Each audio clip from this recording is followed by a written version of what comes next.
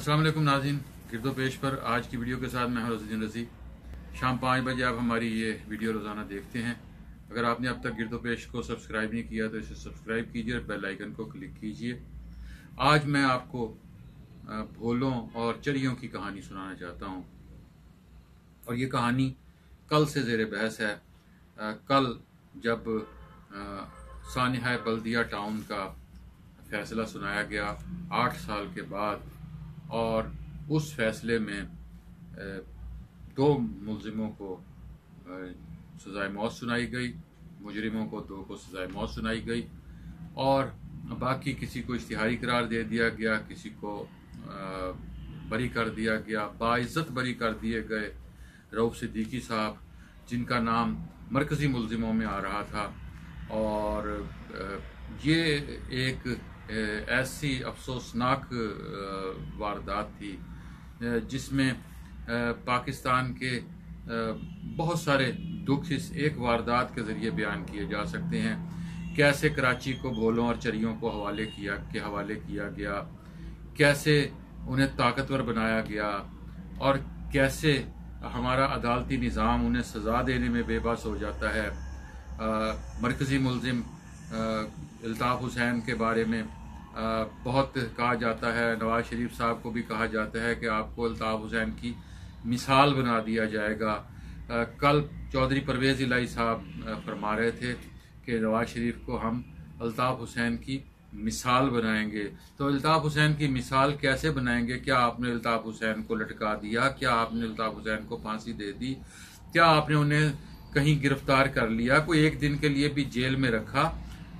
ऐसा कुछ भी नहीं कर सका। तो अल्ताफ़ हुसैन की मिसाल देने का मतलब ये है, और अल्ताफ़ हुसैन की मिसाल बनाने का मतलब ये है कि आप नवाज शरीफ का कुछ भी नहीं बिगाड़ सकेंगे, जैसे आप अल्ताफ़ हुसैन का कुछ नहीं बिगाड़ सके, जो इस इतने बड़े सानहे के बाद भी, जिसके मरकजी मुलजिमों में उसका नाम आ रहा है, जिसके मरकजी मुलजिमों को आपने छोड़ दिया। रहमान भोला और जुबैर चरिया को 264 मरतबा सजाए मौत सुनाई गई और उम्र कैद सुनाई गई, और 264 का हिंसा इसलिए आया कि 264 अफराद इस अफसोसनाक वाक़े में जिंदा जला दिए गए थे।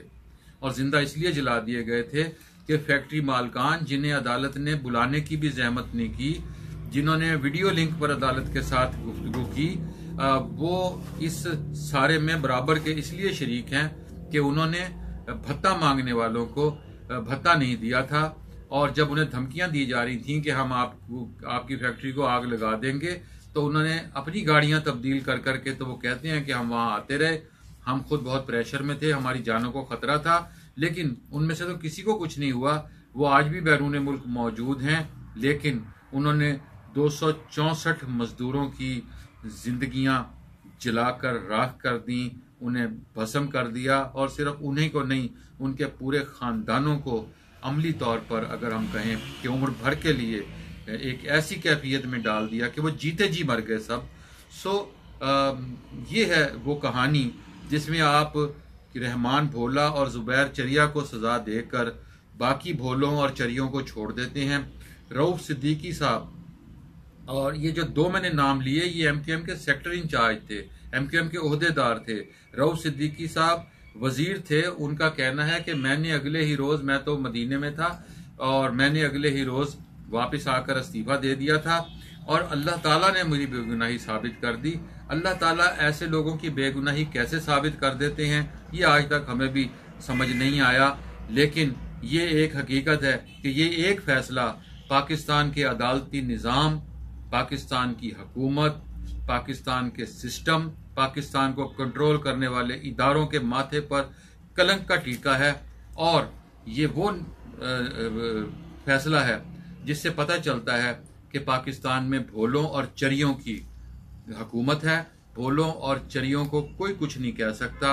भोलों और चरियों को आप सजा सुना देते हैं, लेकिन उनके सरपरस्त, उनके साथ काम करने वाले, उनको हिदायत देने वाले और असल टारगेट जो करवा रहे होते हैं लोगों को, जो लोगों की जानें ले रहे होते हैं, जिन्होंने कराची को भत्ताखोरी का मरकज बना दिया था और यहाँ से सारे पैसे अल्ताफ भाई को भेजे जाते थे, जो वहाँ लंदन में अब भी बड़ी जिंदगी आराम से गुजार रहे हैं। सिर्फ ये हुआ है कि उनके अब जो तकरीरें हैं वो चैनलों पर नशर नहीं होती, क्योंकि उन्होंने अपने सरपरस्तों के खिलाफ एक तकरीर कर दी थी। जिन लोगों ने अल्ताफ हुसैन को अल्ताफ हुसैन बनाया और उनके तमाम जुराइम पर की पर्दापोशी करते रहे, परवेज़ मुशर्रफ की क़ियादत में अल्ताफ हुसैन ने उन सब, और एक भोले और चरिये की मिसाल परवेज़ मुशर्रफ की भी है। परवेज़ मुशर्रफ को भी भोलों और चरियों के ग्रुप में ही अगर हम शामिल करें, भोलों और चरियों के ग्रोह में शामिल करें, तो कोई इसमें मेरा ख्याल है बेजाना होगा, क्योंकि ये जो भोले और चरिये हैं इन पर आप हाथ नहीं डाल सकते। आप इन्हें गिरफ्तार करके सज़ा तो सुना देते हैं, लेकिन वो सज़ा भी दिखावे की होती है। उनको 264 मरतबा कब सज़ा दी जाएगी, कैसे अमल दरामद होगा, उम्र कैद कैसे कटेगी, उस उम्र कैद में कितनी तखफीफ होगी, क्या ये भोले और चरिये किसी कैद खाने में ही मर जाएंगे या उन्हें वाकई इस जो सज़ा नाम निहाद दी गई है उस सज़ा पर अमल दरामद होगा। ये है पाकिस्तान की रियासत, ये है पाकिस्तान में भोलों और चरियों का निज़ाम, और ये है भोलों और चरियों की हुकूमत।